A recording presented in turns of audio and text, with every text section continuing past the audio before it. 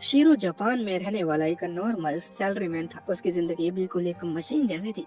सुबह उठना, कपड़े पहनना, ऑफिस जाना, पूरे दिन फाइलों और ईमेल में डूबे रहना, फिर रात में थका हारा अपने छोटे गंदे अपार्टमेंट में लौट आना। वहाँ वो खाने के लिए तैयार खाना गर्म करता, मोबाइल पर कुछ वीडियो देखता है और फिर सो जाता है। यही उसका हर दिन का एक जैसा, बिना किसी रोमांच के। वो अक्सर अपने कमरे की खिड़की से बाहर के शहर को चमचमाती बत्तियों को देखता और सोचता है कि क्या बस यही मेरी जिंदगी है? क्या मेरे लिए कोई और दूसरा रास्ता नहीं है? उसके मन में हमेशा एक अधूरी चाह रहती थी, किसी और दुनिया में जाने की, जहाँ वो आजाद हो, जहाँ उसका जीवन मायने रखता हो। लेकिन ये बस एक सपना था, जब तक एक रात सब कुछ बदल नहीं गया। उस रात जब शीरो सोया तो उसने एक अजीब सपना देखा। यह शायद वो सपना नहीं था। उसने आंखें खोली तो खुद को एक पूरी तरह सफेद जगह पर पाया। चारों ओर ना कोई दीवार, ना कोई जमीन और ना कोई आसमान, बस सफेद रोशनी थी। उसे ऐसा लग रहा था जैसे वो हवा में तैर रहा हो। तभी उसके सामने अचानक एक शेप उभरी, एक लंबे सफेद बाल वाला आदमी जो किसी के पॉप स्टार की तरह चमक रहा था। वो आदमी मुस्कुराया और बोला कि वो भगवान है। शीरो कुछ देर तक उसे घूरता रहा, फिर बोला कि क्या ये मजाक है? लेकिन वो आदमी गंभीर था। उसने बताया कि शीरो मर चुका है, उसका शरीर अब दुनिया में नहीं है और वो इस समय लिम्बो नाम की जगह में है, जहाँ आत्माएं अपने अगले जीवन का वेट करती हैं। अगर वो कुछ नहीं करता तो थोड़ी देर में उसकी आत्मा हमेशा के लिए गायब हो जाएगी। शीरो डर गया, पर तभी भगवान ने कहा कि उसके पास एक ऑप्शन है। वो उसे एक दूसरी दुनिया में भेज सकता है, मेटियस नाम की एक जादुई दुनिया में, जहाँ वो जैसा चाहे वैसा जीवन जी सकता है। वहाँ जादू है, तलवार है, मॉन्स्टर है। और वहीं शीरो की आंखों में पहली बार उम्मीद की चमक आई। उसने सिर हिलाया और हाँ, मैं जाना चाहता हूँ। भगवान मुस्कुराए और एक क्लिप बोर्ड निकाल कर उस पर कुछ लिखने लगा। उसने कहा कि मैं तुम्हें कुछ विशेष एबिलिटी दूंगा ताकि तुम वहाँ जिंदा रह सको, लेकिन सब कुछ तुम्हें खुद समझना होगा। शीरो कुछ समझ पाता उससे पहले ही तेज सफेद रोशनी ने उसे घेर लिया और सब कुछ गायब हो गया। जब शीरो ने दोबारा आंखें खोली तो वो एक ठंडी हवा के झोंके से जागा। उसने देखा कि वो एक घने हरे जंगल में पड़ा है। ऊपर नीला आसमान, चारों तरफ पेड़, पक्षी की आवाजें और मिट्टी की खुशबू। उसने अपने हाथों को देखा, वो अलग थे, मजबूत और चमकदार। उसने जल्दी से खड़ा होकर चारों ओर देखा और एक गहरी सांस ली। ये अब सपना नहीं था, ये उसकी नई जिंदगी थी। वो कुछ देर तक जंगल में घूमता रहा। उसे लगा जैसे वो किसी खेल में आ गया हो। उसे याद आया कि भगवान ने उसे स्काउटिंग की शक्ति दी थी, एक ऐसी शक्ति जिससे वो छिपी हुई या कीमती चीजें ढूंढ सकता है। उसने कोशिश की स्काउट, लेकिन कुछ हुआ नहीं। फिर उसने डिटेक्ट फाइंडर का यूज किया, जो कि उसकी एबिलिटी थी, लेकिन उसका भी कुछ खास यूज नहीं हुआ और वो परेशान होने लगा। क्या भगवान ने उसके साथ धोखा किया था? फिर उसने सोचा शायद उसे कोई और शब्द इस्तेमाल करना चाहिए। उसने कहा सर्च, और तभी एक नीली रोशनी उसकी आंखों के सामने तैरने लगी। पेड़ों, झाड़ियाँ और पत्थर पर छोटे छोटे निशान उभर आए, जैसे किसी ने उन पर निशान लगा दिए हों। वो वही चीज थी जिन्हें वो इकट्ठा कर सकता था, जड़ी बूटियाँ, पत्थर, फल और जादुई चीजें। वो बहुत खुश हुआ। उसने दूसरी एबिलिटी स्कैन को आजमाया और अचानक हर चीज के बारे में जानकारी सामने आने लगी। रेयर हब इस्तेमाल, औषधियों में क्रिस्टल फ्रेगमेंट, जादू को बढ़ाकर। उसे लगा जैसे कि उसने कोई वीडियो गेम खेल लिया हो। उसने अपने बैग में सब चीजें भर ली। बैग में जादू ही था, उसमें चाहे जितनी चीज रखो वजन नहीं बढ़ता। उसने दिन भर जंगल में मेहनत की और जब सूरज ढलने लगा तो दूर से एक छोटा गांव दिखाई दिया। गांव के दरवाजे पर एक पहरेदार बैठा था जो झपकी ले रहा था। शीरो ने आवाज लगाई तो वो चौंक गया। उसने देखा कि शीरो बाकी लोगों से बहुत लंबा है। उसे गाँव के लोग छोटे कद के थे, लगभग बच्चों जैसे। पहरेदार ने पूछा कि वो कौन है, क्या वो कोई फाइटर है या तलवारबाज? शीरो ने मुस्कुराया और कहा नहीं, मैं एक ट्रैवलर हूँ। पहरेदार हैरान हो गया क्योंकि इस दुनिया में ऐसे लोग बहुत कम थे जो सिर्फ इकट्ठा करने के काम करते हैं। पहरेदार ने दरवाजा खोला और कहा गांव के बीच में एक बड़ी दुकान है जहाँ लोग अपनी चीजें बेचते हैं। शीरो ने धन्यवाद कहा और अंदर चला गया। गांव बहुत सुंदर था, मिट्टी के घर, पत्थरों की गलियां और चारों ओर बच्चों की हंसी, लेकिन हर कोई उसे देख रहा था जैसे वो कोई अजनबी या कोई बड़ा आदमी हो। वो सीधा बाजार पहुंचा। वहाँ एक पुरानी लकड़ी की दुकान थी, थोड़ी अंधेरी, लेकिन अंदर की खुशबू अलग थी। वहाँ एक बूढ़ा दुकानदार बैठा था जिसने मुस्कुराते हुए पूछा क्या बेचना है? शीरो ने अपना जादुई बैग खोला, उसके अंदर से चमकदार रेयर पत्थर और खास जड़ी बूटियां निकाली। दुकान का बूढ़ा आदमी देखकर दंग रह गया। उसने इतने कीमती सामान पहले कभी देखे नहीं थे। शीरो मुस्कुराया। उसे महसूस हुआ कि यह उसकी नई शुरुआत है। इस दुनिया में अब उसके पास एक मौका था अपने सपनों को जीने का, वो बनने का जो वो हमेशा बनना चाहता था। लेकिन उसे नहीं पता था कि यह दुनिया उतनी शांत नहीं जितनी दिखती है। इसके अंदर ऐसे रहस्य छिपे थे जो उसकी जिंदगी को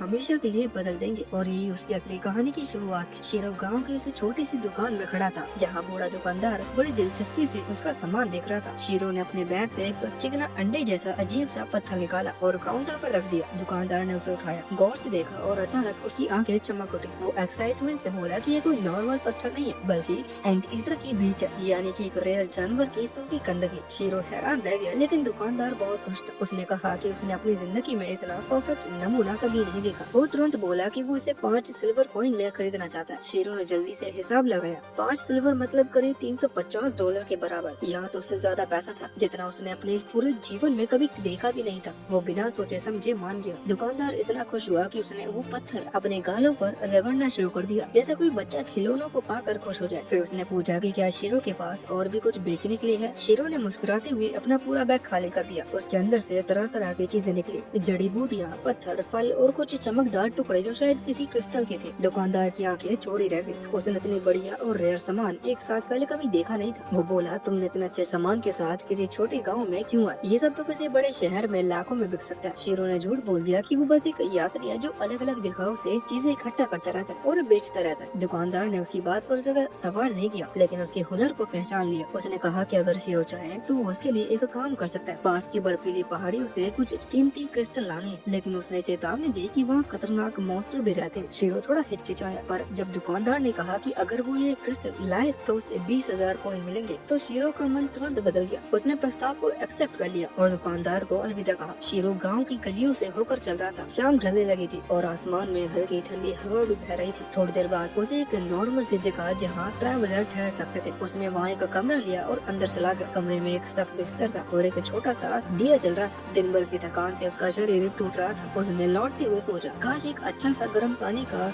बात मिल जाता। इतने में दरवाजे पर दस्तक हुई। एक नौजवान लड़की कमरे में आई। उसके हाथ में पानी से भरा लकड़ी का टब था। उसने कहा कि ये नहाने के लिए है। शीरो ने टब को देखा और थोड़ा उलझन में पड़ गया। उसने पूछा, इससे क्या करूं? लेकिन लड़की ने हंसते हुए कहा कि उसे गीले तौलिए से खुद को साफ करना होगा क्योंकि वो काफी बदबू कर रहा। शीरो ने हैरानी से पूछा, यहाँ शावर नहीं है क्या? लड़की ने सिर हिलाया, नहीं, आम लोग तो बस ऐसे ही पानी से साफ होते हैं। असली बात तो सिर्फ अमीर लोग ही करते हैं। ये सुनकर शीरो को यकीन नहीं हुआ। उसे लगा जैसे यहाँ नहाने का कोई शाही अधिकार हो। लड़की ने फिर बताया कि कुछ जादूगर ऐसे होते हैं जो जादू से लोगों को नहला देते हैं, लेकिन वो इसके लिए पैसे लेते हैं। ये सुनकर शीरो के दिमाग में एक विचार आया। उसने तुरंत लड़की को कुछ पैसे और थोड़ा सा टिप दिया, फिर उसे कमरे से बाहर भेज दिया। दरवाजा बंद होते ही उसने अपनी नई सीखी हुई कैपेबिलिटी आजमाने का शुरू किया। वो अलग अलग शब्द बोलता, वाटर, क्लीन, वॉश, पर कुछ हुआ नहीं। फिर अचानक जब उसने फ्लो कहा तो उसके हाथों से नीला पानी बहने लगा। वो एक्साइटमेंट में हंस पड़ा। उसने धीरे धीरे उस जादू से पूरा टब भर दिया और पानी को अपने चारों ओर घुमाकर खुद पर बरसा दिया। ऐसा लगा जैसे वो किसी वाटर पार्क में हो। सालों बाद उसने खुद को इतना ताजा महसूस किया। उसने कपड़े सुखाए और थकान से बिस्तर पर गिर पड़ा। उसे अपने पुराने शावर की याद आई, पर उसने सोचा कि इस दुनिया में कुछ तो उसने सही कर लिया है। कुछ ही देर में वो गहरी नींद में चला गया। सुबह सूरज निकलने से पहले ही वो उठ गया। आसमान हल्का नारंगी था और जंगल की हवा में ठंडक थी। वो अपने बैग के साथ निकल पड़ा। आज उसे नई जगह तलाशनी थी और शायद कुछ कीमती सामान भी मिल जाए। जंगल के अंदर चलते हुए उसने कुछ जंगली मशरूम देखे और उन्हें तोड़ने के लिए झुकाई था कि उसने झाड़ियों के पीछे कुछ अजीब दिखाई दिया, जैसे कोई निशान।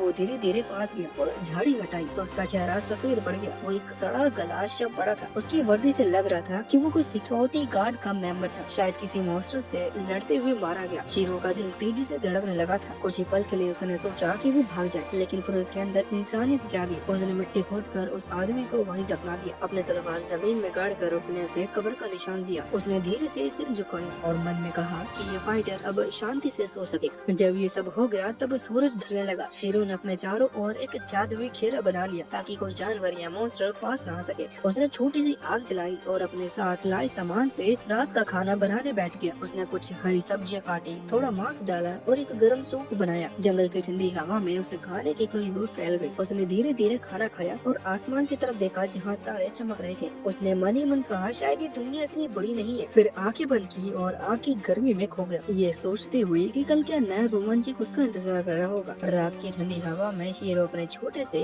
अलवा के पास बैठा था। उसने दिन भर की मेहनत के बाद खुद से बनाई हुई टेस्टी सूप खाई और शांति की एक लंबी सांस ली। उसे लगा कि ये दिन बहुत अच्छा खत्म हुआ। उसने अच्छा खाना खाया, आराम किया और अपनी जादुई कैपेबिलिटी को और बेहतर समझा। वो धीरे धीरे आंखें बंद करता गया और आग की गर्मी में सो गया। अगली सुबह सूरज निकलने से पहले ही उठ गया। आसमान हल्का धुंधला था और हवा में ठंडक थी। उसने अपना सामान बांधा और निकल पड़ा उस जगह की ओर जिसके बारे में गांव के लोग डर के साथ बात करते हैं, जो कि है भूतिया जंगल। ये जंगल पूरी तरह सूखे पेड़ों से भरा था था जिनकी टहनियाँ मुड़ी तोड़ी और डरावनी लग रही थी। हर दिशा में मोटी धुंध छाई हुई थी जिससे दिन के उजाले में भी कुछ साफ दिखाई नहीं दे रहा था। शीरो ने अपनी लाइट मैजिक का इस्तेमाल किया और उसके हाथ से हल्की सुनहरी रोशनी निकली जो उसके आसपास का रास्ता दिखाने लगी। वो धीरे धीरे जंगल के अंदर बढ़ने लगा। मरी मन सोचती हुई कि यहाँ के बारे में कहा जाता है कि ये जगह मॉन्स्टर से भरी है, लेकिन जितनी दूर तक उसकी नजर गई वो कोई जीवित चीज नजर नहीं आई। सब कुछ चुप था जैसे जंगल ने अपनी सांस रोक ली हो। वो सावधानी से चलता हुआ इधर उधर देखने लगा और जहाँ भी कुछ कीमती चीज दिखती उसे इकट्ठा कर लेता। उसे कुछ पुराने पेड़ों की जड़ों के पास जादुई जड़ी बूटियाँ मिली, कुछ चमकदार पत्थर और एक टूटा हुआ कवच जो शायद किसी पुराने फाइटर का था। धीरे धीरे उसका बैग भर गया। उसे लगा कि अब समय है वापस लौटने का। वो जंगल के किनारे पर हल्की रोशनी देखता है और एक्साइटमेंट में दौड़ पड़ता है, लेकिन उसे नहीं पता था कि वो रोशनी का खतरनाक खाई के ठीक ऊपर से आ रही थी। वो पूरी रफ्तार में दौड़ा, अचानक नीचे गिर पड़ा। उसका दिल जैसे रुक गया। अगर उसने तुरंत कुछ नहीं किया तो उसकी जान चली जाएगी। उसी पल उसने उड़ने का जादू इस्तेमाल किया और उसका शरीर हवा में रुक गया। वो धीरे धीरे नीचे उतरा और सुरक्षित जमीन पर आ गया। उसने राहत की गहरी सांस ली। उसे एहसास हुआ कि वो मौत के कितने करीब आ गया था। उसने मनी मन कसम खाई कि अब से और सावधानी रखेगा। उसने फिर से लाइट मैजिक का इस्तेमाल किया ताकि वो देख सके कि वो कहाँ है। चारों ओर पत्थरों और दीवारों से बनी एक बड़ी गुफा थी, लेकिन उसकी नजर तब चौंधी रही जब उसने देखा कि दीवारों में तरह तरह की धातुएं चमक रही थी। यहाँ तो खजाना था। उसने जल्दी से अपना छोटा हथौड़ा निकाला और काम पे लग गया। वो धीरे धीरे उन धातुओं को तोड़कर अपने बैग में भरता गया। थोड़ी देर में उसका बैग भारी हो गया। तब उसे दूर से एक चमकती हुई धातु दिखाई दी। उसने सोचा कि आखिरी टुकड़ा निकल जाएगा, लेकिन तभी जमीन जोर से हिलने लगी भूकंप की वजह से। उसने जल्दी से आग का जादू इस्तेमाल किया और पत्थर का फायरबॉल फेंकी ताकि वो जल्दी टूट जाए। जैसे ही पत्थर टूटा एक नीले रंग का धातु बाहर आया जिसे मिस्रिल और कहा जाता है। ये वही थी जिसे दुकानदार ने लेने को कहा था। शीरो के चेहरे पर मुस्कान आ गई और उसने सावधानी से बैग में रखा, लेकिन उसने लालच में एक और गलती कर दी। उसने सोचा थोड़ा और अंदर चलकर देख लेगा। वो गुफा में आगे बढ़ा। थोड़ी देर बाद उसे एक नीली चमक दिखी जो किसी सुरंग के आखिरी हिस्से में आ रही थी। उसने सावधानी से वहाँ पहुँच कर देखा और उसकी सांस रुक गई। उसने सामने एक विशाल जगह देखी जिसके बीचों बीच एक झील थी। झील का पानी इतना नीला और साफ था कि वो आसमान जैसा लगता था। उसने स्कैन जादू का इस्तेमाल किया और रिजल्ट देखकर उसकी आंखें खुली रह गई। ये एसएस लेवल का जादुई पानी था। यही अब तक की उसकी सबसे बड़ी खोज थी। वो तुरंत सोचने लगा कि उसे थोड़ा पानी और साथ ले जाना चाहिए, लेकिन उसने देखा कि उसके पास कोई बड़ा बर्तन नहीं था। अगर वो इसे बैग में रखेगा तो शायद पानी फैल जाएगा। वो सोच रहा था कि अचानक झील का पानी हिलने लगा। उसके नीचे से एक विशाल परछाई उठी और अगले ही पल एक काला ड्रैगन झील से बाहर आया। उसके विशाल पंख से पानी चारों ओर छटक गया। शीरो पूरी तरह भीग गया और उसके कानों में गूंजती आवाज आई कि वो कौन है जिसने मेरी नींद तोड़ी। शीरो का दिल तेजी से धड़क रहा था, लेकिन उसने कोई घबराहट नहीं दिखाई। वो फिर से पुराने ऑफिस मोड में चला गया, जैसे हर मीटिंग में अपने बॉस को झुककर सॉरी कहता है। उसने झट से झुककर माफी मांगी। ड्रैगन ने जोर से हंसते हुए कहा कि उसने ऐसा निडर इंसान पहले कभी नहीं देखा। उसने पूछा कि वो आखिर है कौन। शीरो ने सीधा जवाब दिया कि वो एक नॉर्मल इंसान है। ड्रैगन ने सिर हिलाया, नहीं इंसान नहीं, मैं तुम्हारे अंदर से जादुई एनर्जी महसूस कर रहा हूँ। शीरो चुप रहा। ड्रैगन ने आगे कहा कि उसे उसकी मदद चाहिए। उसने बताया कि उसके पास एक अंडा है जो बहुत समय से नहीं टूटा और उसे लगता है कि सिर्फ कोई बहुत शक्तिशाली मैजिशियन वाला इंसान ही उसे तोड़ सकता है। ड्रैगन ने कहा कि वो इसे मुफ्त में नहीं करवाएगा और झील के सतह को छूते ही दर्जनों चमकते हुए मिस्रिल और बाहर निकल आए। शीरो की आंखें चमक उठी। उसने बिना सोचे समझे कहा कि वो मदद करेगा। ड्रैगन ने अपनी पूंछ से एक काला अंडा उठाया और हवा में उछाल दिया। शीरो ने उसे पकड़ लिया। उसने कान लगाकर सुना पर कोई धड़कन नहीं सुनाई दी। उसने उस अंडे को देखते हुए सोचा, अब मैं इसका साथ क्या करूं? अंधेरी गुफा में सिर्फ उसकी रोशनी और अंडे की हल्की काली चमक रह गई और उसके मन में एक नए रोमांचक यात्रा की शुरुआत होने लगी थी। शीरो उस काले अंडे को ध्यान से पकड़े हुए था। वो सोच में डूबा हुआ था कि इसे फूटने में कैसे मदद किया जाए। तब उसे याद आया कि अंडे को गर्मी की जरूरत होती है। उसने अपनी गर्मी वाले जादू का इस्तेमाल किया और धीरे धीरे अंडे के खोल में गर्मी डालने लगा। कुछ ही देर में उसे महसूस हुआ कि अंडा उसकी एनर्जी सोख रहा है। उसके शरीर में कमजोरी आने लगी और उसकी सांसें तेज हो गई और उसे लगा कि ये अंडा उसकी शक्ति खींच कर उसे खत्म कर देगा। उसकी आंखें के सामने सब कुछ धुंधला पड़ने लगा और आखिरकार वो बेहोश हो गया। जब उसने दोबारा आंखें खोली तो खुद को गर्म पानी से भरे एक जगह में पाया। आसपास हल्की भाप थी और वातावरण शांत था। तभी उसके सामने एक अजीब सी शेर दिखाई दी। काले बालों वाला एक देवता जो प्रकाश की आभा में घिरा हुआ था। वो काफी गंभीरता से उसकी ओर देख रहा था। शेरो कुछ समझ पाता इससे पहले ही सब कुछ फिर से अंधेरे में खो गया। अगले ही पल से शीरो की एक्साइटमेंट लौट आई। उसने अपने रोशनी वाली जादू का इस्तेमाल किया और उसने देखा कि अंडा अब फूट चुका है। अंडे के बीच में एक छोटा सा चमकीला ड्रैगन खड़ा था। उसके पंख अभी छोटे थे पर उनमें हल्की सी एनर्जी चमक रही थी। उसकी आंखों में मासूमियत थी और वो एक्साइटमेंट से इधर उधर देख रहा था। झील के अंदर से एक गहरी आवाज गूंजी। वो वही विशाल काला ड्रैगन था। उसने शीरो की मदद के लिए आभार जताया और बताया कि अब ये बच्चा शीरो के साथ रहेगा। शीरो को सुनकर विश्वास नहीं हुआ कि इतना रेयर प्राणी अब उसके साथ रहेगा और उसी के साथ आगे कंटिन्यू करेगा। धीरे धीरे वो ड्रैगन फिर झील की गहराइयों में समा गया और अब वहाँ सिर्फ शीरो और वो छोटा सा ड्रैगन बचा हुआ था। शीरो ने उसे छोटे ड्रैगन को एक नाम दिया बी। दोनों साथ मिलकर गुफा से बाहर निकल गए। बाहर शाम का समय था। आसमान नारंगी और सुनहरे रंग से भरा हुआ था। ठंडी हवा चल रही थी और वहीं पहली बार खुले आसमान के नीचे उड़ने लगी। उसकी खुशी देखने लायक थी। शीरो ने पास की एक जगह चुनी और वहाँ रात बिताने के लिए शिविर लगाया। उसने झील से थोड़ा जादुई पानी भरा जो उस ड्रैगन की ग्रोथ के लिए बहुत जरूरी है। ये वही पानी था जिसे बड़े ड्रैगन ने अपनी शक्ति से शीरो के जादुई बैग से जोड़ दिया था ताकि वो जब चाहे उसे पा सके। बी ने वो पानी पीकर संतुष्टि महसूस की। वो बेहद मासूम लग रही थी। शीरो ने कुछ जादुई पत्थर निकाले और उनके थ्रू एक सुरक्षा घेरा बना लिया। अब कोई मॉन्स्टर उनके पास नहीं आ सकता था। शीरो ने फिर अपने जादू से एक पत्थर बनाया जो आग निकाल सकता था। उसने आग जलाकर रात का खाना तैयार करना शुरू किया। धीरे धीरे मांस की खुशबू पूरे एरिया में फैल गई। अब बी का ध्यान पूरी तरह उस खाने पर था। शीरो ने ध्यान से मांस पकाया और फिर उसका कुछ हिस्सा बी को दे दिया। उसने बिना रुके खा लिया और जल्दी रिलैक्स होकर लेट गया। थोड़ी देर में वो सो गई। शीरो ने उसे देखा। वो छोटे पंखों वाली बच्ची जैसे लग रही थी जो इस विशाल दुनिया में पहली बार चैन से सो रही थी। वो बहुत सुंदर लग रही थी और उसके चेहरे पर मासूमियत झलक रही थी। शीरो ने उसकी आंखें देखी। ये देखकर चकित रह गया कि वो पहले से ही बहुत ज्यादा शक्तिशाली है। फिर भी उसके भीतर एक पिता जैसी भावना जागी। उसे लगा कि शक्ति होने के बावजूद ये भी एक बच्ची है जिसे देखभाल की जरूरत है। रात का आसमान तारों से भरा था। आग धीरे धीरे बुझ रही थी और बी की सांसें हल्की चल रही थी। शीरो ने मन ही मन महसूस किया कि अब उसका अकेलापन खत्म हो चुका है। उसके पास अब एक साथी थी, छोटी लेकिन बेहद खास। उस रात उसने पहली बार लंबे समय बाद सुकून की नींद ली। शीरो ने जब छोटी बी को चैन से सोता देखा तो उसके चेहरे पर हल्की सी मुस्कान आ गई। उसे लगा कि उसे वाकई एक प्यारी साथी मिल गई है, लेकिन वैसे नहीं कि जैसी उसने केप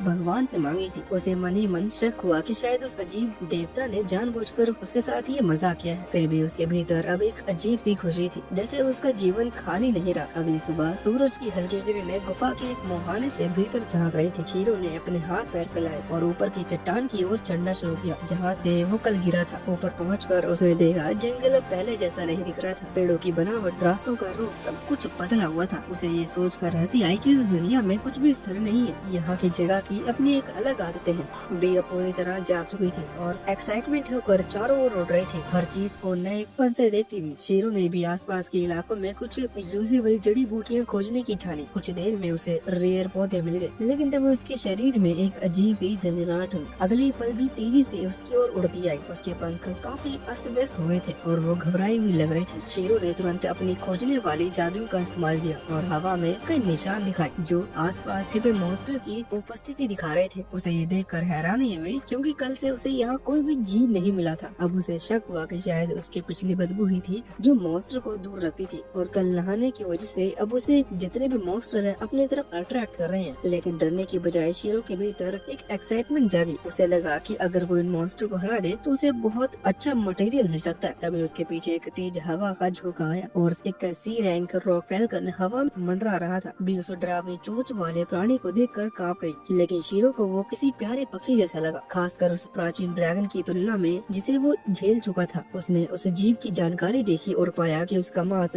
टेस्टी होता है। बस इतना जानना उसके लिए काफी था। उसने जादू से अपने चारों ओर एक ढाल बनाई और तुरंत बर्फीले तीरों की बौछार छोड़ दी। रॉक फैल्कन वहीं गिर गया। शीरो मुस्कुराया और एक नया मटेरियल का सोर्स मिल गया है, लेकिन बी ने अचानक डर से एक दिशा में इशारा किया। शीरो ने मुड़कर देखा। झाड़ियों के भीतर से कई भेड़िए निकल कर आए जिनकी पूंछें सांपों जैसी थी। वो सीधा उनके सामने खड़ा हो गया। उसने अपने शरीर पर हल्कापन और गति बढ़ाने का जादू इस्तेमाल किया। पहला भेड़िया जब उस पर झपटा तो शीरो ऊंचाई से छलांग लगा गया। फिर उसने अपने शरीर को कठोर बनाने का जादू इस्तेमाल किया और नीचे आते हुए उस भेड़िया के सिर पर इतनी जोरदार लात मारी कि वो तुरंत ढेर हो गया। बाकी भेड़िया भी उस पर टूट पड़े, लेकिन शीरो की गति इतनी तेज थी कि वो केवल हवा पकड़ते हुए रह गए। उसने एक एक करके सभी को हरा दिया और उनके शरीर से इस्तेमाल करने के लिए मांस इकट्ठा कर लिया। लेकिन अब उसके लिए ये लगातार लड़ाई थका हुई हो गई थी और तभी तभी उसने देखा कि जंगल के भीतर से और भी कई जीव बाहर आ रहे हैं। वो डर चुका था। बी ने उसे देखा और अपनी आंखों में जोश लाते हुए उसकी ओर बढ़ी। उसने तय किया कि वो भी मदद करेगी। उसने अपने छोटे पंख फैलाए और कोशिश की कि शीरो को उठाकर उड़ा सके। शीरो को लगा कि वो ये नहीं कर पाएगी, लेकिन बी ने पूरी ताकत लगाई और वाकई में उसे उठा लिया। शीरो ने सोचा कि उसे मदद करनी चाहिए,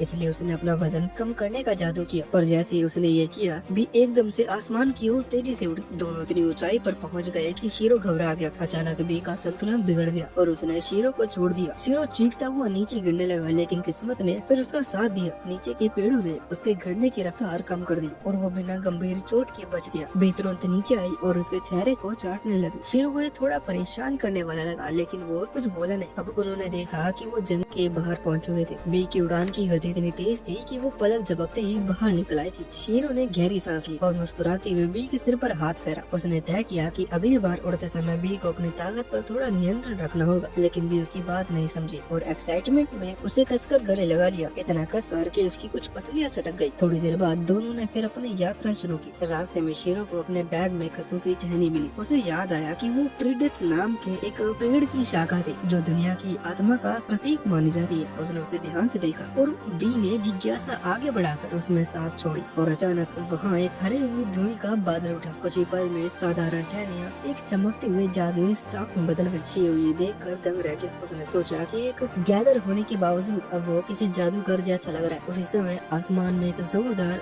गूंज सुनाई दी और इसे सुन के शीरो तुरंत सतर्क रह गया। उसने जादू के लिए ऊर्जा तैयार की, पर बी उस दिशा में चली जहाँ से आवाज आई थी। शीरो चिंतित होकर उसके पीछे भागा और वहाँ पहुँचा जहाँ बी हवा में एक बड़े पेड़ के चारों ओर चक्कर लगा रही थी, मानो कुछ रहस्यमयी उसकी प्रतीक्षा कर रहा हो। जैसे ही शीरो उस विशाल पेड़ के पास पहुँचा, उसने देखा उसके तले एक थकी हारी एल्फ लड़की पड़ी थी। उसके कपड़े फटे हुए थे, बाल बिखरे थे और चेहरा सफेद पड़ा था। शीरो ने अंदाजा लगाया कि शायद उस पर किसी राक्षस ने हमला किया होगा, लेकिन तभी एक भयंकर आवाज गूंजी, इतनी गहरी और तेज कि जंगल की हवा तक थर्रा गई। शीरो चौंक गया। उसे लगा कोई नया खतरा आ गया है, लेकिन फिर उसे एहसास हुआ कि वो आवाज उस एल्फ के पेट से आई थी। एल्फ के चेहरे पर शर्म और भूख दोनों झलक रहे थे। दोनों 3 दिनों से उसने कुछ खाया नहीं था और अब उसका शरीर जवाब दे रहा था। उसने कमजोर आवाज में पानी मांगा। शीरो ने तुरंत अपनी बोतल उसकी ओर बढ़ा दी। वो एक ही सांस में पूरी बोतल खाली कर गई। पानी से उसकी हालत थोड़ी सुधरी, मगर पेट की तरफ अब भी बराबर थी। शीरो ने अपने बैग में रखा छोटा सा लंच बॉक्स निकाला जिसमें पिछली रात का बचा हुआ खाना था। उसने वो बॉक्स एल्फ को दे दिया। एल्फ ने कोई हेजिटेशन नहीं की। उसने जैसे ही पहला कौर खाया, उसकी आंखें चमक उठी। कुछ ही पल में बॉक्स खाली हो गया। उसके चेहरे पर एकदम से नई ऊर्जा दौड़ पड़ी। वो लगभग चमक रही थी, मानो उसने किसी मिस्टीरियस खाने को खाया हो। शीरो उसे ऐसे देखता रह गया जैसे किसी अजीब प्राणी को देख रहा हो। उसने मन ही मन सोचा कि एल्फ जैसी सभ्यता जाति अभी यहाँ कैसे हो सकती है। उसे उम्मीद नहीं थी। फिर उसने शांति से सोचा कि ये सब बस इसलिए है क्योंकि वो 3 दिन से भूखी थी। थोड़ी देर बाद उसने उससे पूछा कि पास में ही एक गांव है, तो वो इतनी परेशानी में क्यों थी। एल्फ का चेहरा एकदम से गंभीर हो गया और उसकी आंखों में झिझक उतर आई। शीरो को उसकी चुप्पी समझ में नहीं आई। उसने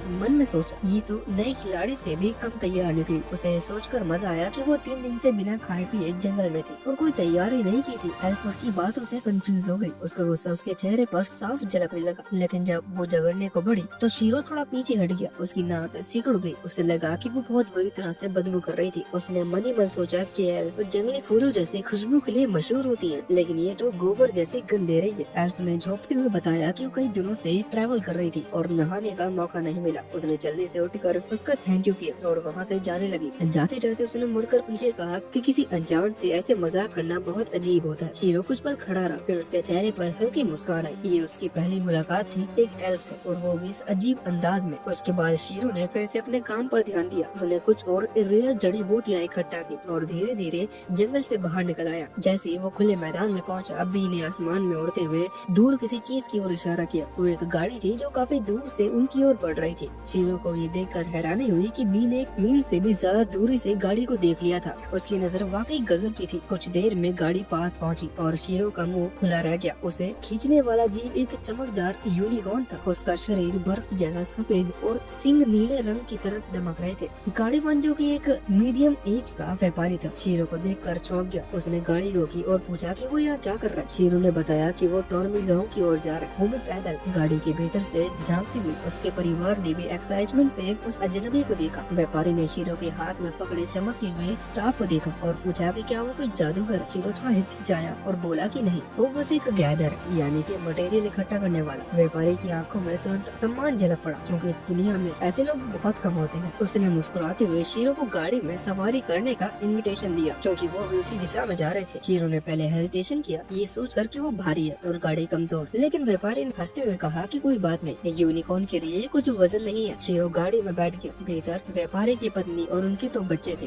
एक लड़का और एक लड़की। बच्चे उसकी लंबाई देखकर हंस पड़े। उनके लिए वो किसी बड़े इंसान जैसा था, लेकिन डरावना नहीं बल्कि मजेदार। रास्ते भर वो सब बातें करते रहे। परिवार में काफी काम थे। शीरो को ये देखकर हैरानी हुई कि ये लोग किसी अजनबी पर इतना भरोसा कर लेते हैं। उसे लगा कि वो बहुत मासूम है, शायद जरूरत से ज्यादा भरोसेमंद। जिज्ञासा में उसने पूछा कि अगर वो कोई डाकू हुआ तो? बच्चे मुस्कुराए और लड़के ने कहा कि वो झूठ बोल रहा है, क्योंकि अगर वो बुरा आदमी होता तो घंटी बज उठती। शीरो ने हैरानी से पूछा कि कौन सी घंटी? तो व्यापारी की पत्नी ने एक छोटी सी घंटी दिखाई, जिसके भीतर एक जादुई क्रिस्टल था। वो तभी बजती है जब कोई बुरा आदमी या कोई अपराधी उनके पास आता है। शीरो ये देखकर शॉक्ड रह गया। उसने सोचा कि वो भी ऐसा क्रिस्टल बना सकता है, शायद इससे भी बेहतर। थोड़ी देर बाद उसे एहसास हुआ कि उसने अभी तक अपना इंट्रोडक्शन ठीक से नहीं दिया। उसने पोलाइटनेस से कहा कि उसका नाम शीरो है। व्यापारी ने भी अपना इंट्रोडक्शन दिया। उसका नाम पाल्म है, उसकी पत्नी का नाम एलिजा और उनके बच्चों के नाम यूनान और कैन। गाड़ी धीरे धीरे आगे बढ़ती रही। यूनिकॉर्न की टापों की आवाज हवा में बन रही थी और शीरो को लगा कि शायद लंबे समय बाद उसे कुछ अपनापन महसूस हो रहा है। जब सब आपस में बातचीत कर रहे थे तब शीरो की पीठ से कुछ अजीब सी आवाजें आने लगी। बच्चे तुरंत शॉक्ड हो गए और एक्साइटमेंट से पूछने लगे कि उसकी जैकेट के नीचे क्या है। शीरो थोड़ा घबरा गया, क्योंकि उसे डर था कि अगर किसी ने बी को देख लिया तो शायद कोई हंगामा हो जाएगा। उसने मुस्कुराते हुए कहा कि उसके पास एक रेयर जीव है जिसे देखकर वो हैरान रह जाएंगे। एलिजा ने हंसते हुए कहा कि इसमें डरने की क्या बात है, इस दुनिया में कई साहसी फाइटर के पास अपने अपने साथी मॉन्स्टर होते हैं। उसके ये कहने पर शीरो को थोड़ी हिम्मत मिली और उसने आखिरकार बी को बाहर निकालने का फैसला किया। लेकिन उससे पहले उसने मन में चेतावनी दी कि वो किसी को काटे ना या कोई शरारत ना करे। जैसे ही बी बाहर निकली, बच्चों की आंखें चमक उठी। उसका नन्हा चेहरा छोटी सी पंखी झिलमिला उठी और चमकती हुई सुनहरी आंखें देखकर वो शॉक्ड हो गए। उन्होंने बी को तुरंत गोद में उठा लिया और खेलने लगे। दूसरी ओर पाल्म और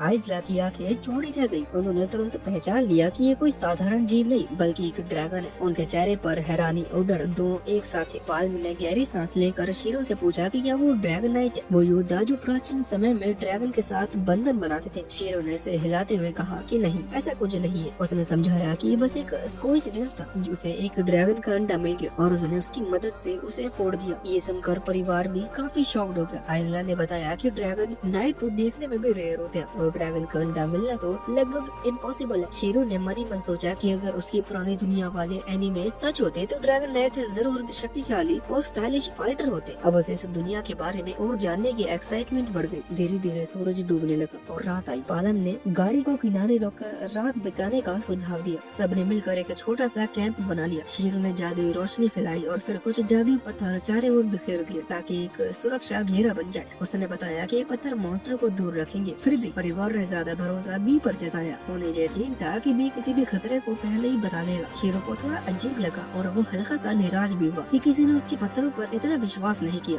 थोड़ी देर बाद एलिजा ने खाने की तैयारी शुरू की, लेकिन शीरो ने पोलाइटनेस से कहा कि आज वो खुद खाना बनाएगा। उसने अपना जादुई बैग खोला और उसमें से खाना पकाने के बर्तन, मसाले और आज इकट्ठा किए गए ताजा मटेरियल निकाले। परिवार ये देखकर दंग रह गया। ऐसा बैग वो पहली बार देख रहे थे जिसमें से कोई भी चीज खत्म नहीं हुई। शीरो ने बड़े ध्यान से खाना पकाना शुरू किया। कुछ ही देर में वहाँ से स्वादिष्ट खुशबू आने लगी। खाना तैयार होते ही सबने खाना शुरू किया और फिर हर किसी के चेहरे पर मुस्कान थी, किसी की आंखों में आंसू थे। पालम ने खाना खाते ही रोना शुरू कर दिया। वो बोला कि उसने इतने दिनों बाद से सूखे मांस के सिवा कुछ नहीं खाया था और अभी ये स्वाद उसे किसी जादू से कब नहीं लग रहा। वो हंसते हुए बोला कि शीरो शायद स्वाद का जादूगर। ये सुनकर सब जोर जोर से हंस पड़े। बच्चे बीबी को गोद में लेकर नाचने लगे। एलिजा गुनगुनाने लगी और कुछ ही देर में पूरा माहौल काफी खुशी भरा हो गया था। शीरो चुपचाप सब देखता रहा। ये पहली बार था जब उसने इतने अच्छे अपनेपन के साथ रात का खाना खाया। अपनी पुरानी दुनिया में वो हमेशा अकेले खाता था, मोबाइल स्क्रीन के सामने चुपचाप। लेकिन आज ये आग की रोशनी में दोस्तों और हंसी के बीच उसे पहली बार महसूस हुआ कि साथ खाना कितना ज्यादा अच्छा होता है। धीरे धीरे सब सो गए। यूनिकॉर्न पास ही शांत खड़ा था। आग धीमे धीमे बुझ रही थी और ऊपर आसमान में तीरे झिलमिला रहे थे। शीरो ने बी को पास बुलाया और मन ही मन सोचा कि शायद उसकी जिंदगी अब सच में बदलने लगी है।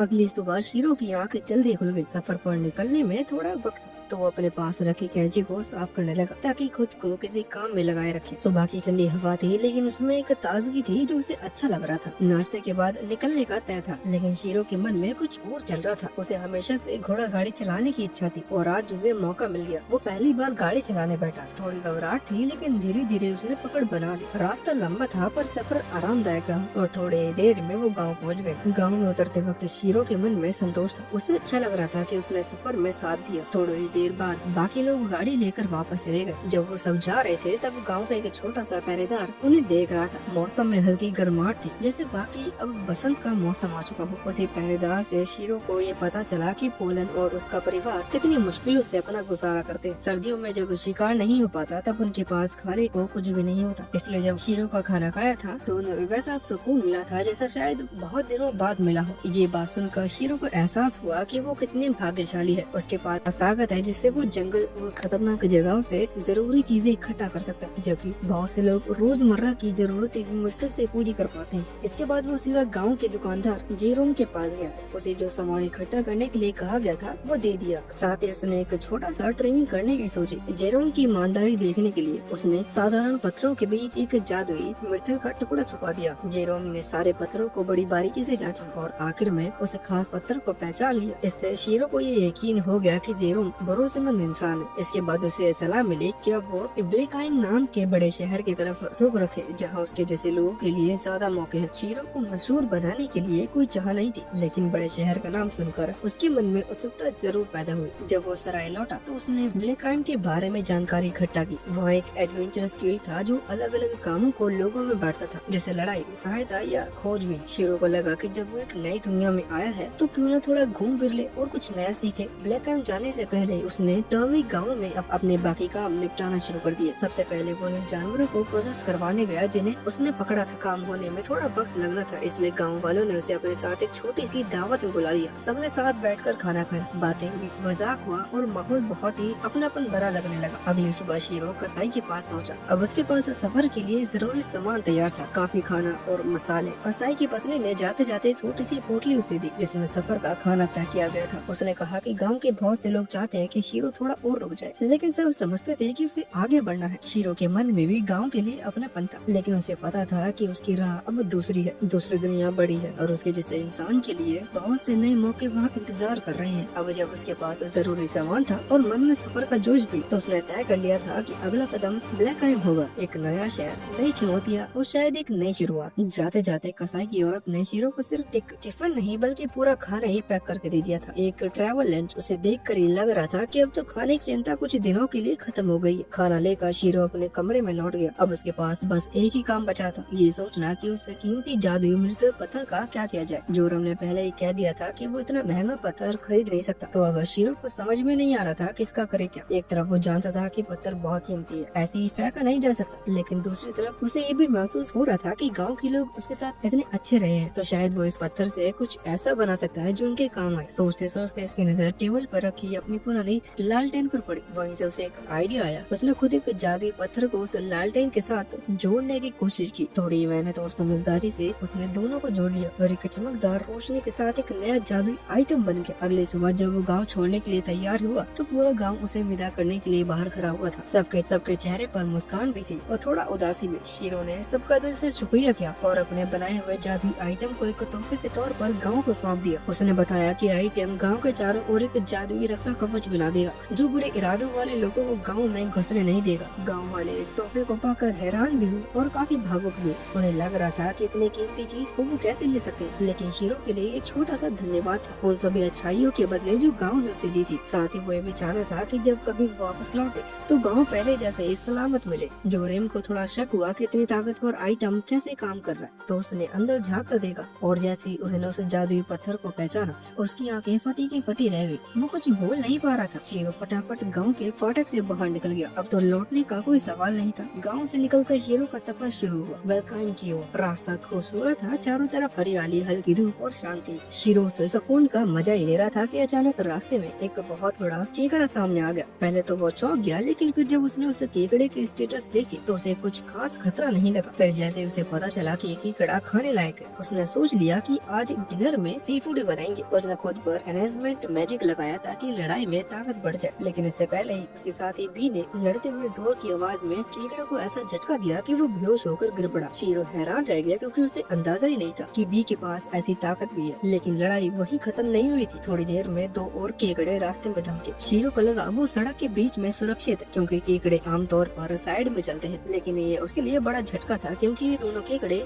सीधी उसकी ओर दौड़ने लगे। अब हालत ये हो गई है कि वो दोनों के बीच में फंस गया और लगने ही वाला था कि वो बुरी तरह कुचल जाएगा। लेकिन इन वक्त पर बी ने उसे ऊपर हवा में खींच लिया और दोनों केकड़े आपस में टकरा गए। इस बार शीरो ने राहत की सांस ली और बी का मन ही मन शुक्रिया अदा किया। लेकिन अभी एक केकड़ा बाकी था और वो जो पहला बेहोश हुआ था अब होश में आ गया था और सीधा शीरो की तरफ दौड़ पड़ा। शीरो ने झटके से अपना स्टाफ बुलाया और पूरा जोर लगाकर उसे हवा में उछालते हुए खत्म कर दिया। अब जब सभी केकड़े खत्म हो गए तो शीरो ने सोचा कि अब खाना तैयार किया जाए। उसने अपनी बाएं को हार्डनिंग मैजिक से तेज और मजबूत बना लिया। एक तरह से उसे चाकू जैसा बना लिया और सारे केकड़ों के पंजे और टांगे काट कर अलग कर दी। फिर थोड़ी देर में उसने सब कुछ उबालने के लिए एक बड़ा सा बर्तन निकाल लिया। ये मत पूछो कि बर्तन कहाँ से आए। उसमें पानी और नमक डाला और उबालने रख दिया। कई घंटों बाद जब मीट अच्छे से पक गया तो शीरो और बी दोनों ने मिलकर खाना शुरू किया। उन्हें स्वाद इतना अच्छा लगा कि शीरो ने मन में तय कर लिया अब से रास्ते में जितने भी खाए जाने वाले राक्षस मिलेंगे वो उन्हें हराएगा और हर एक का स्वाद चखेगा। कुछ दिन बाद शीरो और बी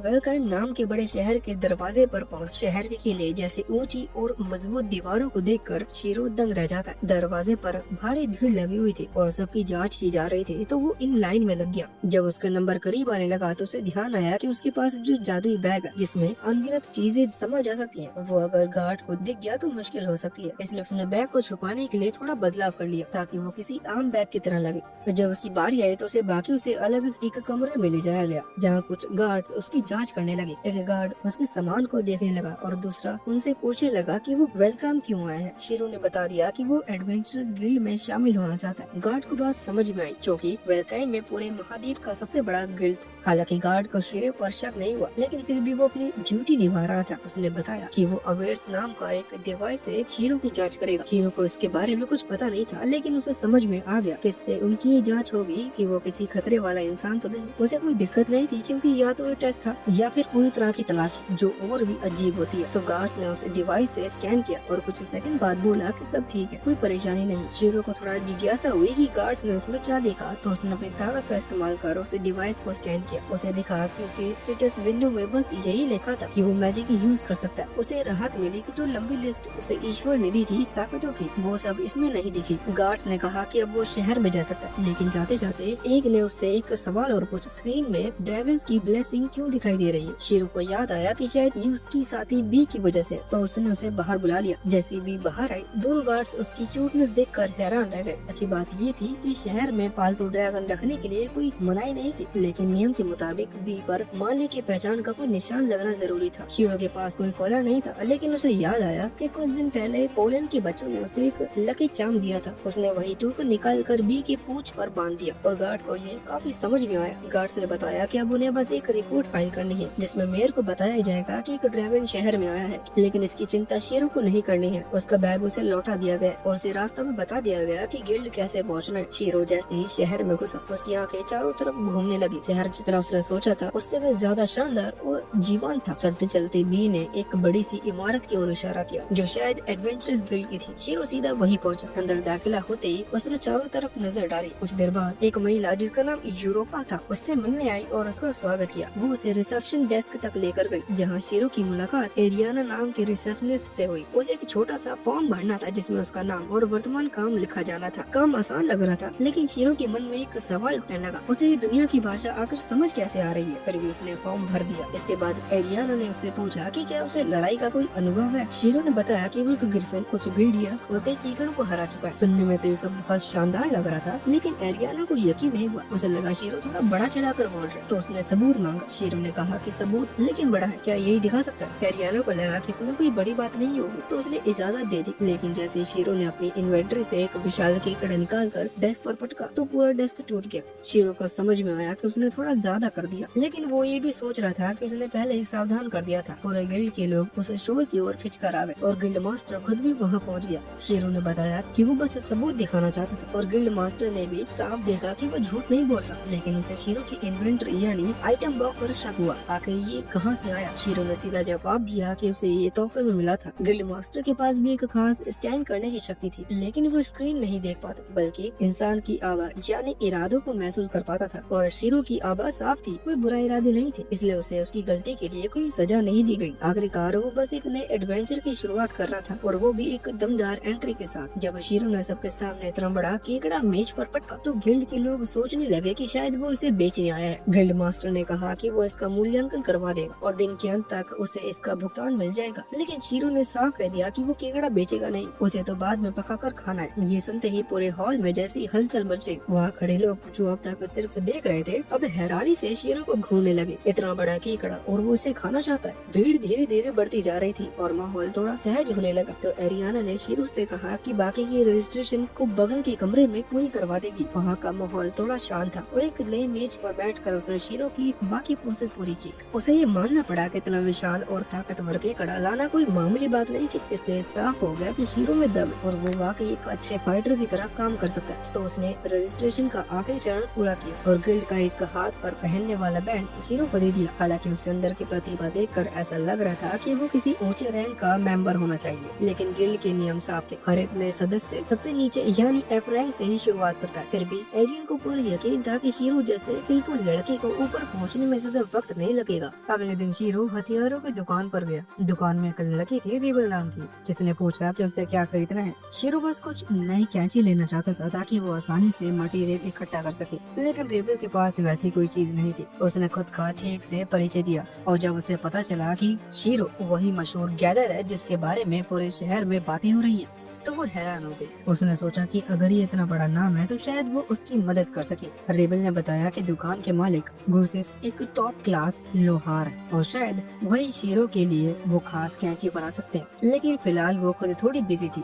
क्योंकि उसे ग्रुसिस के लिए कुछ ढूंढना था। शीरो ने बिना झिझक मदद की पेशकश की। जब वो दोनों फोर्जिंग की जगह पहुँचे तो शीरो ने देखा कि आग के लपटों में लोहे का चमकना कितना खूबसूरत लगता है। रेबल ने मुस्कुराते हुए कहा कि उसे भी यही नजारा बहुत पसंद है और इसी वजह से उसने ठान लिया है कि एक दिन वो ग्रुसिस की फोर्जिंग टेक्निक सीखकर एक ऐसा तलवार बनाएगी जो किसी हीरो के लिए लायक हो। फिर वो दोनों ग्रुसिस से मिलने। ग्रुसिस ने जब शीरो का नाम सुना तो वो थोड़ा एक्साइटेड हुआ, खासकर ये सोचकर कि इतना नाम एक आदमी का है। शीरो ने काफी इज्जत से कहा कि ये सब बस किस्मत की बात है। रेबल ने समझाया कि उसे लगता है कि शीरो उनकी मदद कर सकता है। वो एक तलवार बनाना चाहते हैं जिसे क्राफ्ट्समैन एग्जीबिशन में दिखाया जाएगा, लेकिन उसके लिए उन्हें अल्ट्रा ओरे चाहिए जो सिर्फ यूआई माइन में मिलता है। ग्रुसिस को यह आइडिया बिल्कुल पसंद नहीं आया।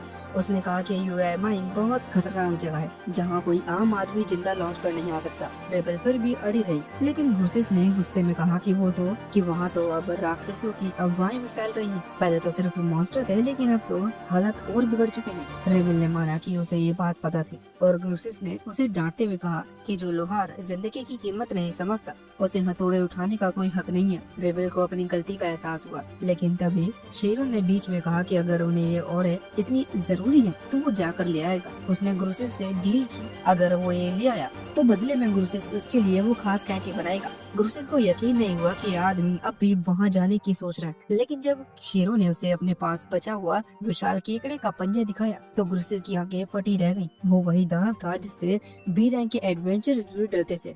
बस इतना सबूत काफी था। ग्रुसिस ने हामी भर दी। शीरो निकल पड़ा यूआई माइन की तरफ। रास्ते में कुछ और एडवेंचर्स आपस में बात कर रहे थे कि इन दिनों कितनी अजीब घटनाएं हो रही हैं। कोई कह रहा था कि जहरीली जड़ी बूटियां एक रात में सूख गई, तो कोई बता रहा था कि सफेद पेड़ों वाले जंगल में भी कुछ गड़बड़ चल रही है। शीरो सोच में पड़ गया कि कहीं ये सब उसी की वजह से तो नहीं हुआ। आखिरकार वो एक अस्तबल के पास उतरा जहाँ उसे एक अजानी पहचानी आवाज सुनाई दी। कोई लड़की गुस्से में चिल्ला रही थी कि उसने तो स्वर्ग जैसी दौड़ लगाने वाला सफेद घोड़ा मांगा था और बदले में उसे कोई बड़ा सा पक्षी दे दिया गया। अस्तबल वाला हंसते हुए बोला कि यहाँ तो जो भी सामान ढो सके उसे घोड़ा ही कहते हैं। शीरो बस खड़ा मुस्कुरा रहा था, सोचते हुए कि ये सफर अब और भी दिलचस्प होने वाला है। वो बात तो सही थी, चाहे वो विशाल गरुड़ हो या काला रेबन, तो यहाँ सबको घोड़ा ही कहा जाता था। लड़की को अपनी गलती का एहसास हुआ तो उसने माफी मांग ली। शीरो ने झांक कर देखा कि वो कौन है, क्योंकि वो वही एल्फ लड़की थी जिससे वो सफेद पेड़ों वाले जंगल में मिला था। अस्तबल का मालिक हंसते हुए बोला कि अगर उसे सच में सफेद पंखों वाला घोड़ा चाहिए तो वो वोजरुल नाम की जगह पर कोशिश कर सकती है, वहाँ शायद सफेद स्पैगेस मिल जाए। उसी वक्त लड़की के पेट से भूख की डरावनी गुर्राहट गूंज रही थी और वो तुरंत डार्विन किंगडम की ओर निकल पड़ी। शीरो को एहसास हुआ कि वो भी उसी दिशा में जा रहा है। लेकिन उसका ध्यान ज्यादा दुर्लभ मटेरियल इकट्ठा करने पर था। बी को भी ये प्लान बहुत पसंद आया, तो दोनों आराम से सफर करते हुए रास्ते में तरह तरह के मशरूम्स ढूंढने लगे। वो इलाका तो जैसे खजाना था, हर जगह अनोखे और कीमती मशरूम्स उगे हुए थे। शीरो को एक खास पौधा मिला जिसका नाम था मून नाइट ग्रास, जिसे निकालने में थोड़ा वक्त लगा, लेकिन उसकी थकान मिटाने की ताकत देखकर कामाशीरो बोला कि मेहनत पूरी तरह वसूल है। तभी अचानक एक अजीब सी डरावनी आवाज आई, लेकिन जब उसने पीछे देखा तो हंसी रोक नहीं पाया। वो आवाज उस एल्फ लड़की के पेट से आ रही थी। बेचारी फिर से भूख और प्यास से बेहाल थी। शीरो ने बिना कुछ कहे उसकी मदद की, ठीक वैसे जैसे पहले की थी। लड़की शुक्रगुजार तो थी, लेकिन वो फिर से गोबर जैसी बदबू में लिपटी हुई थी। शीरो ने झटपट अपना क्लीन वाला जादू इस्तेमाल किया और अगले ही पल वो लड़की इतनी साफ हो गई कि खुद ही यकीन नहीं कर पा रही थी। उसे समझ भी नहीं आया कि क्या हुआ, तो शीरो बस मुस्कुराते हुए बोला कि वो किसी एल्फ को इस हालत में देखकर चुप नहीं रह सकता था। लड़की ने खुद का नाम बताया, ब्राइलेट। उसने कहा कि शीरो ने उसकी 2 बार जान बचाई है और वो किसी भी हालत में उसका एहसास उतारे बिना नहीं जाएगी। शीरो ने कहा कि उसे किसी बदले की जरूरत नहीं, लेकिन ब्राइलेट अपनी जिद पर अड़ी रही। तभी भी उछल कर उसके पास आ गई और ऐसा लग रहा था कि वो ब्राइलेट को पसंद करने लगी है। ये देखकर शीरो ने हार मान ली कि जब तक वो अगले शहर तक पहुंचते हैं, ब्राइलेट उसके साथ रह सकती है। दोनों ने एक साथ मटेरियल इकट्ठा करना शुरू कर दिया। ब्राइलेट बार बार खुश होकर चिल्लाती कि उसे कुछ अद्भुत मिला है, लेकिन हर बार गड़बड़ कर बैठती। कभी पत्थर को कोई खजाना समझ रही थी, तो कभी जानवर के बीज उठा लेती। आखिरी बार तो उसने जहरीले मशरूम उठा लिया और शीरो को लगा कि उसकी मानसिक उम्र शायद बी के बराबर ही है। शाम ढलने लगी तो शीरो ने अपने जादुई मटेरियल से आग जलाने की कोशिश की, मगर ब्राइलेट बोली कि वो लकड़ी इकट्ठा करेगी। उसने बताया कि कैंप फायर के निशान छोड़ना जरूरी होता है, ताकि दूसरे यात्री को पता चले कि ये जगह सुरक्षित है। थोड़ी देर बाद वो लौटे तो पूरा लट्ठा उठा लगी। शीरो हक्का बक्का रह गया, लेकिन अगले ही पल ब्राइलेट ने अपनी तलवार से उस मोटे लट्ठे को इतनी आसानी से काट दिया कि लकड़ी के टुकड़े एकदम परफेक्ट बने। शीरो ने उसकी तलवार गौर से देखी और दंग रह गया। वो रंगी हथियार थी और उन पर जादुई शक्ति भी जुड़ी हुई थी। वो पहली बार इतने ऊंचे स्तर के हथियारों को इतनी नजदीक से देख रहा था। रात को शीरो ने खाना बनाया और ब्राइलेट ने पहली बाइट में ही तारीफ की झड़ी लगा दी। डम्पलिंग्स का चबाने वाले टेक्सचर और सब्जियों का गाढ़ा स्वाद उसे बेहद पसंद आया। खाते खाते शीरो ने बताया कि वो एक खाने में इड्रा और ढूंढ जा रहा। ब्राइलेट ने कहा कि वो आसमान के सफेद पेगासस की तलाश में निकली है, वही जिसे उसकी बड़ी बहन हमेशा से पाना चाहती थी। उसकी आंखों में एक अजीब सा लक्ष्य था, जिसे कुछ भी हो जाए वो अपना लक्ष्य छोड़ेगी नहीं। शीरो ने लगा माहौल अचानक गंभीर हो गया, लेकिन तभी ब्राइलेट ने हंसते हुए फिर खाना खाना शुरू कर दिया और बोले कि इतना स्वादिष्ट खाना तो उसने कभी नहीं खाया। शीरो बस मुस्कुरा दिया। शायद सफर लंबा था, लेकिन साथ ही दिलचस्प जरूर मिले। तीसरी बार जब ब्राइलेट ने शीरो का बनाया हुआ खाना खाया तो उसने मजाक में कहा कि अब उसका कर्ज उस पर और बढ़ गया है। शीरो ने थोड़ी देर सोचकर कहा कि अगर वो सच में उसे कुछ लौटाना चाहती है तो वो उसकी बॉडीगार्ड बन जाए। ब्राइलेट को ये बात काफी दिलचस्प लगी। उसे लगा कि कोई और ज्यादा साहसी काम होगा, लेकिन फिर भी उसे ये सुझाव अच्छा लगा। उसे लगा कि शायद किस्मत ही उन्हें साथ लाई है, तो उसने खुशी खुशी ये प्रस्ताव मान लिया। रात को हालांकि शीरो को अपने फैसले पर थोड़ा पछतावा हुआ।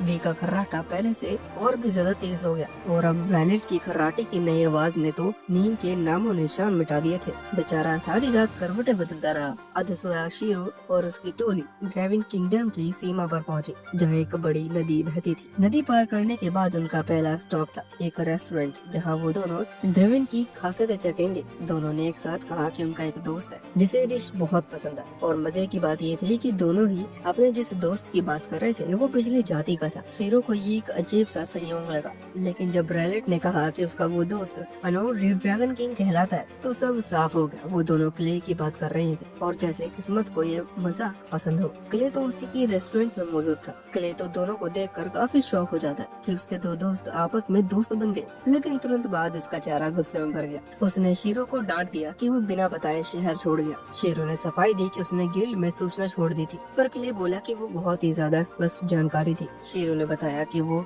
ड्रेविन किंगडम आया है हिड्रा और की खोज में। क्ले ने भौं चढ़ाई और कहा कि उसके जैसे रैंक वाले लोगों को इतने खतरनाक माइनिंग कॉन्ट्रैक्ट लेने की भी इजाजत नहीं होती। शीरो ने शांत स्वर में कहा कि कुछ काम ऐसे होते हैं जो बस करने ही पड़ते हैं। क्ले ने सिर हिलाया और समझाया कि यूआर माइन कितनी घातक जगह है। वहाँ का नाम सुनकर एक्सपीरियंस एडवेंचर भी डर जाते हैं। उसने पूछा कि शीरो को इसके बदले में क्या इनाम मिल रहा है। शीरो ने गर्व से बताया कि ग्रोसिस उसके लिए सबसे बेहतरीन कैंची बनाएगा। क्ले ने हैरान होकर कहा कि क्या बस इतना ही?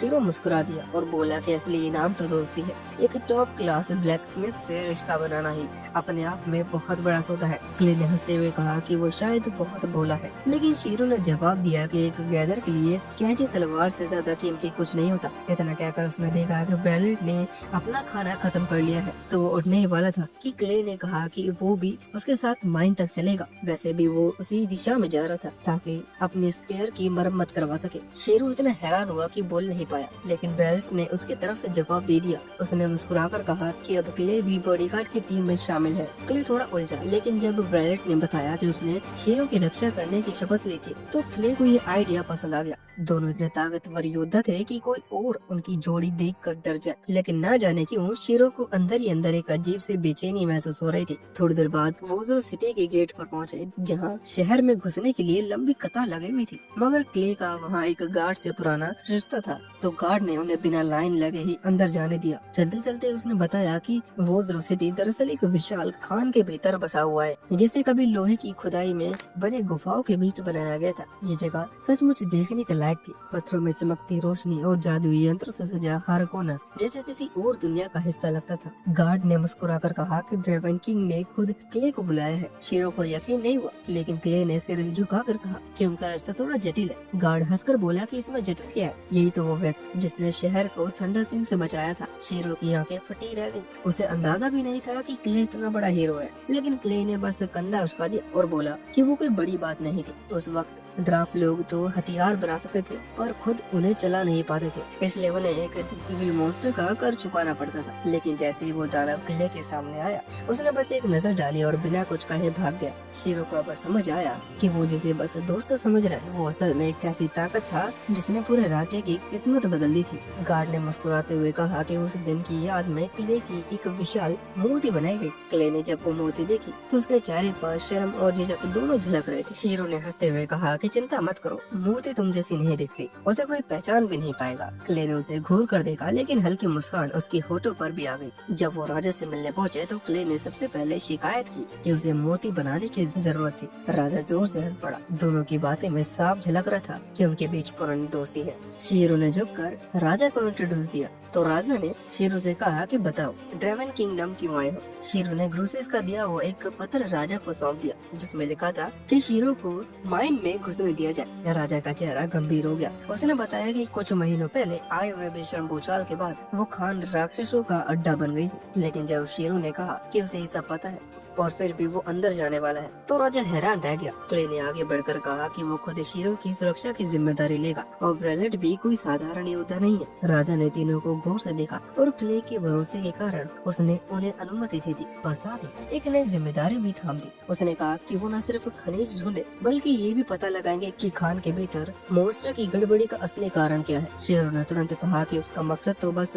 एल्ड्रा और इकट्ठा करना है, लेकिन तब तक देर हो चुकी थी। क्ले पहले ही एक्साइटेड हो चुका था और उसने मिशन को एक्सेप्ट कर लिया। कुछ देर बाद शहर के एडवेंचर गिल्ड के प्रमुख रिसेप्शनिस्ट एक ठिकाने पर मजबूत ड्राफ्ट ज़ोम्बो उनके सामने मिलने आया। उसने कहा कि वो उन्हें खान के अंदर तक गाइड करेगा। माइन में काफी ज्यादा अंधेरा था, तो ब्रैलेट हैरान रह गई जब शेरों ने जादू से रोशनी पैदा कर दी। फिर उसने खान का नक्शा देखा और रेड नाम का जादू किया, जिससे पूरा नक्शा उसके दिमाग में दर्ज हो गया। बाकी सब दंग रह गए। एक साथ दो जादू करना कोई मामूली बात नहीं थी, लेकिन शेरों ने इसे हल्के में लेते हुए बस आगे बढ़ने का इशारा किया। अंदर जाते हुए शेरों की विशेष क्षमता ने बताया कि इस इलाके में खनिज की प्रक्रिया बहुत ज्यादा है। जम्बो को यकीन नहीं हुआ कि कोई सिर्फ दीवार देखकर ही सब बता सकता है। तभी बी ने भी चेतावनी दी कि कुछ नजदीक आ रहा है। शेरों ने सर्ज जादू का इस्तेमाल किया और दो विशाल मकड़ियों का पता चला। क्ले ने बिना वक्त गवाए पहली मकड़ी को खत्म कर दिया और शेरों ने दूसरी को सुन्न कर दिया। ब्रैलेट ने बिजली सी फुर्ती से अपने खंजर घुमाई और उसे खत्म कर दिया। एक छोटी सी जश्न के बाद वो आगे बढ़े। जैसे जैसे वो गहराई में उतरे, शीरो को महसूस हुआ कि जादुई ऊर्जा की समृद्धता बढ़ रही है। अचानक वो एक अलग दिशा में मुड़ गया तो जम्बो ने कहा कि वो तो बंद रास्ते की तरफ जा रहा है, लेकिन शीरो के सेंस कुछ और ही कह रहे थे। दीवार के भीतर कुछ छुपा हुआ था।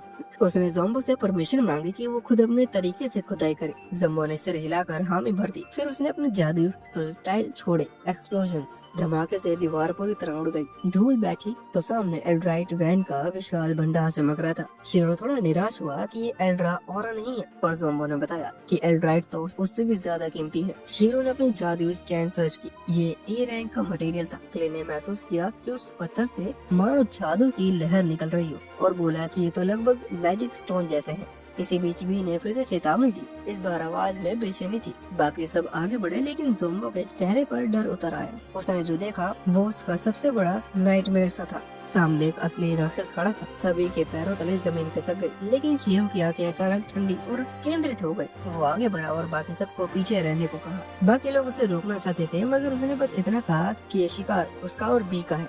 शीरो और उसकी टीम की जीत की खुशी में बी झट से उसके पास आकर उसे गले लगा लेती है। दोनों इतने खुश होते हैं कि जैसे छोटे बच्चे किसी त्योहार में नाच रहे हैं, लेकिन असल में शीरो की खुशी की वजह कुछ और थी। उसके सामने जो विशाल केकड़ा खड़ा था वो उसे बेहद स्वादिष्ट लग रहा था। वो तो इतना एक्साइटेड था कि उसे लगा अगर मौका मिला तो वो उसका कच्चा मांस भी खा सकता है। अब वो दोनों यूं ही नाचते हुए बेवकूफों की तरह मस्ती कर रहे थे। क्ले और विल हैरान होकर उन्हें देख रहे थे। तभी विल ने शीरो को टोका कि सामने खड़ा वो मॉन्स्टर कोई मजाक नहीं बल्कि एक ए रैंक का मॉन्स्टर है। शीरो का तभी होश आया और उसने देखा कि वो केकड़ा उस पर हमला करने ही वाला है। किसी तरह वो झटके से पीछे हटकर उसका भारी पंजा बचा लेता है। क्ले और विल ने समझाया कि इस मॉन्स्टर को हराने के लिए सबको मिलकर लड़ना होगा, लेकिन शीरो का प्लान तो अलग ही था। उसने तय कर लिया कि मुख्य कोर्स वही अकेला खाएगा, कोई और उसका शिकार नहीं छीन सकता। उसने बी से कहा कि वो उसे बस कवर करे, लेकिन आग या बिजली का इस्तेमाल ना करे ताकि मास्क खराब ना हो। शीरो ने अपना स्टाफ बैग से निकाला और किसी पागल वैज्ञानिक की तरह हंसते हुए खुद पर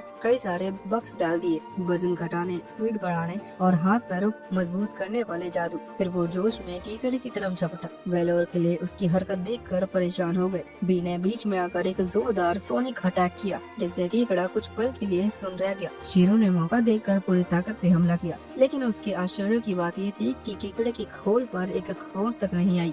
उल्टा वो विशाल पंजे से उसे इतनी तेजी से उछालता कि शीरो हवा में घूमकर पीछे जा गिरता है। अच्छी बात ये रही कि वो संभल गया और चोट नहीं लगी। केकड़ा फिर से उस पर झपटा, लेकिन बी ने तुरंत एक बर्फीला जादू करके उसके पैर को जमीन पर जमा दिया। शीरो ने बी को धन्यवाद कहा और अपनी स्कैनिंग जादू से केकड़े की कमजोर जोड़ ढूंढ निकाले। उसने 3 जगहें चुनी और उन पर बर्फीले भाले बुलाए। बी ने उन भालों को हवा के जादू से घुमाकर और तेज बना दिया और शीरो ने उन्हें छोड़ दिया। कुछ ही पल में पूरा केकड़ा बर्फ में जकड़ गया। बाकी सब तो दंग रह गए। शीरो और बी ने शांत मन से उस राक्षस की आत्मा के लिए प्रार्थना की, जबकि वेल और जेनोवा उस जमे हुए कीकड़ों को देखने लगे। क्ले तो गुस्से में भर गया। उसे लड़ने का मौका नहीं मिला, लेकिन शीरो ने चपकते हुए कहा कि वो बस मांस खराब नहीं करना चाहता था। अगर खून और कीचड़ में लपत हो जाता तो स्वाद बिगड़ जाता। क्ले तो ये सुनकर और भी ज्यादा हैरान हुआ। ये तो मॉन्स्टर को खाने की सोच रहा था। फिर उसने शीरो को याद दिलाया कि वो उसका बॉडीगार्ड है और अगर शीरो खुद ही ऐसा लड़ता रहेगा तो उसकी मौजूदगी का मतलब ही क्या रह जाएगा। शीरो को थोड़ा बुरा लगा,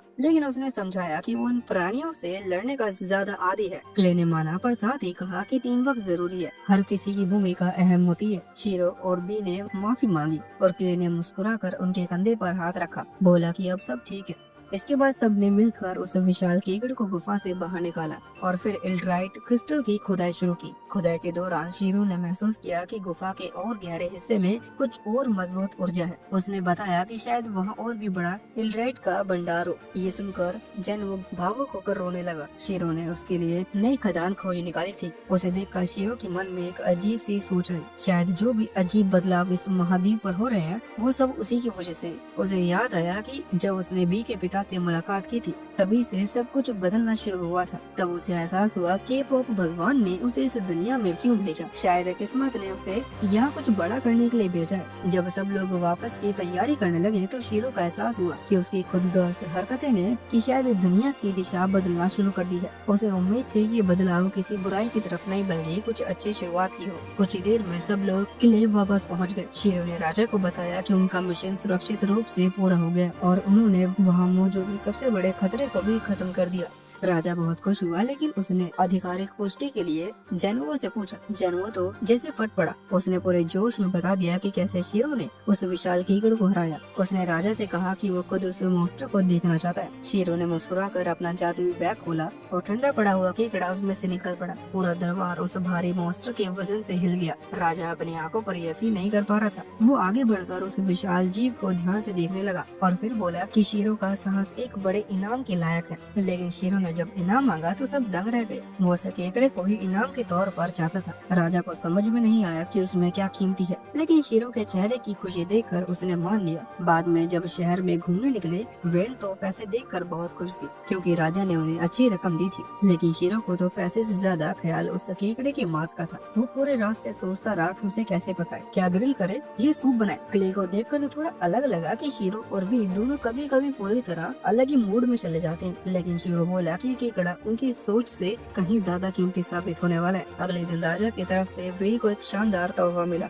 एक असली पेगासस पंखों वाला सफेद घोड़ा। देखकर बेल की आंखों में चमक आ गई। उसी वक्त जेनोबा ने क्ले को उसकी ठीक हुई भाला सौंप दी। बेल ने बताया कि ये पेगासस असल में उसकी बहन के लिए है, इसलिए वो तुरंत घर लौटेगी। उसने शीरो से कहा कि वो उस पर बहुत बड़ा एहसान मानती है, जो जिंदगी भर उतार नहीं पाएगी। शीरो हंसकर बोला कि सब बराबर है, उसे तो कीकड़ा मिल गया। कुछ देर बाद जब गाड़ी आ गई, शीरो ने वेल को अलविदा कहा। वेल बोले कि उनकी मुलाकात फिर जरूर होगी और वो पेगासस पर उड़कर चली गई। कुछ दिन बाद शीरो और क्ले अपने शहर लौट आए। गिल्ड में बनी गर्ल सेनपाई यानी आर्या ने उनका स्वागत किया। वो चौंक गई कि दोनों साथ में आए हैं। उसने पूछा कि क्या ये दोनों टीम बन गए हैं। शीरो ने कहा कि क्ले बस साथ चलाया था, लेकिन इससे पहले कि वो कुछ और बोले, क्ले ने खुद घोषणा कर दी कि वो दोनों एक टीम है। आर्या तो खुशी से झूम उठी और तुरंत गिल्ड मास्टर को बताने भागी। शीरो ने क्ले को तिरछी नजर से देखा तो उसने मुस्कुराकर कहा कि उसने तय कर लिया है कि वो शीरो के साथ रहेगा, क्योंकि शीरो कोई आम इंसान नहीं और किसी को तो चाहिए जो उस पर नजर रखे।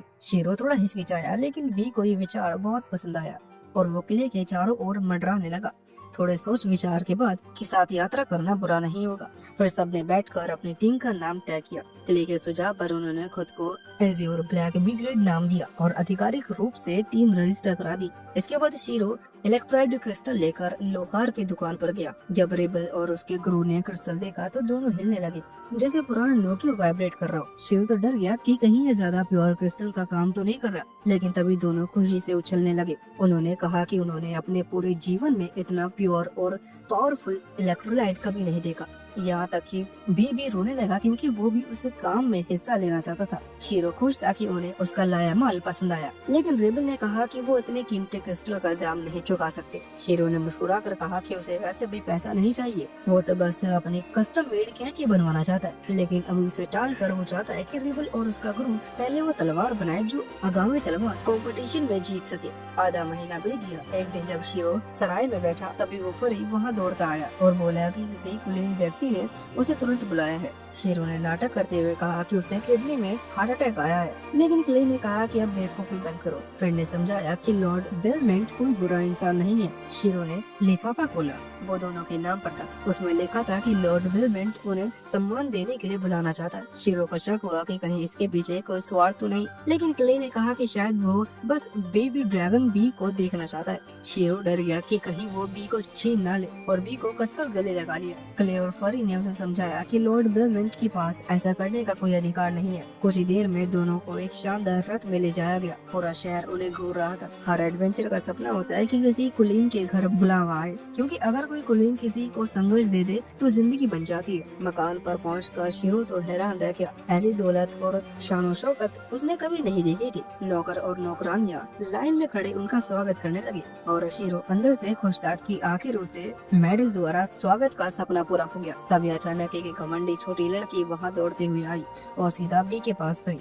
उसने कहा कि क्या ये बेबी ड्रैगन है, और फिर नाक चढ़ाकर बोली कि उसे तो लगा था कि ये थोड़ा और समझदार दिखेगा। फिर उसने ऐलान कर दिया कि ड्रैगन अब उसका है। शीरो और बी दोनों चौंक गए। बी उसके पीछे छुप गया। शीरो ने समझाने की कोशिश की कि ऐसा नहीं हो सकता, लेकिन लड़की तो अपनी ही धुन में थी। उसे लगा कि ड्रैगन जैसे जीव सिर्फ रईसों के लिए होते हैं। शीरो ने धीरे से उसका नाम और जानकारी स्कैन की। वो थी टिरिश बेलमेंट, 14 साल की लॉर्ड बेलमेंट की बेटी।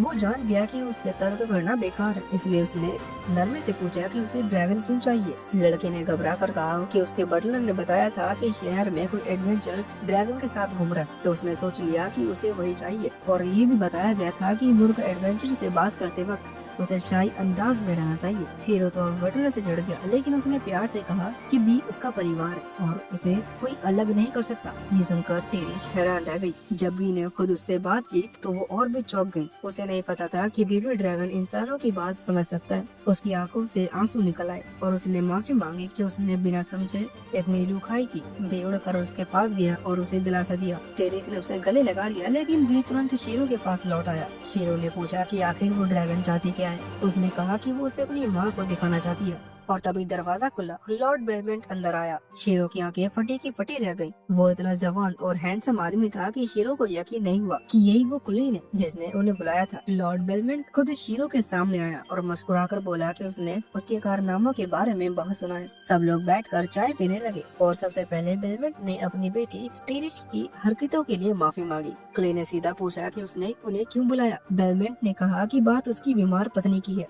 क्ले ने बताया कि बेलमेंट की पत्नी सालों से बिस्तर पर है। बेलमेंट ने आगे कहा कि उसने सुना है कि शीरो ने किसी कमजोर आदमी को एक दिन में ठीक कर दिया था, इसलिए वो अब उसकी मदद चाहता है। शीरो थोड़ा घबराया क्योंकि उसे पता था उसकी जादू की ताकत अनकंट्रोलेबल है, कभी कभी क्ले जैसी इवोल्यूशन भी करा देती है। फिर बेलमेंट ने कहा कि टेरेस इसलिए ड्रैगन चाहती थी ताकि उसकी माँ के पास कोई प्यारा जीव रहे और उसकी तबीयत सुधर जाए। ये सुनकर क्ले और भी दोनों भावुक हो गए और शीरो आखिरकार मदद करने के लिए तैयार हो गया। वो सब उसकी पत्नी के कमरे में पहुँचे। कमरा धूल और अंधेरे से भरा था। औरत इतनी कमजोर थी कि उसकी हड्डियां त्वचा से झलक रही थी।